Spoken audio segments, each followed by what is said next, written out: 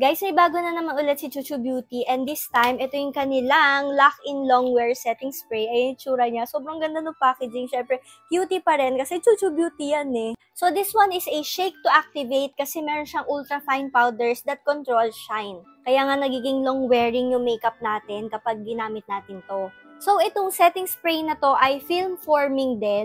And balita ko, 16-hour longwear to. So, transfer, sweat, and humidity resistant siya.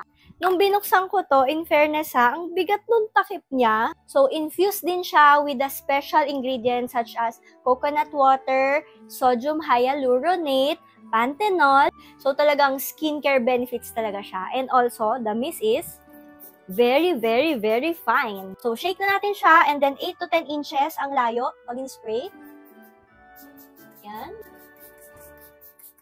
Sobrang fine talaga nung mist niya, not to the point na dumudura siya. Ngayon, patutuyuin lang natin siya. Wala siyang super lakas na amoy. Kaya if ever na medyo sensitive ka sa scent na mga products, okay to sa inyo. So, ito na siya pag natuyo sa face natin. So, sure na tayo na nakalock na ang ating makeup dyan at magiging long-lasting na siya lalo. So, if ever gusto nyo to, available na siya. Actually, kahapon pa. Meron siya sa Shopee, sa Lazada, sa TikTok Shop. Ang price niya ay 649 pesos for 110 ml. 7:23 p.m. Tsaka pa lang tayo nag-oil up. Lalo na dito kasi sa T-zone talaga. Combination skin kasi. So, ayun. Pero look at my makeup, diba? Andyan pa rin siya. Kilay ko, andyan pa din.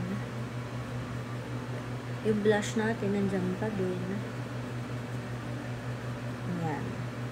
Siya.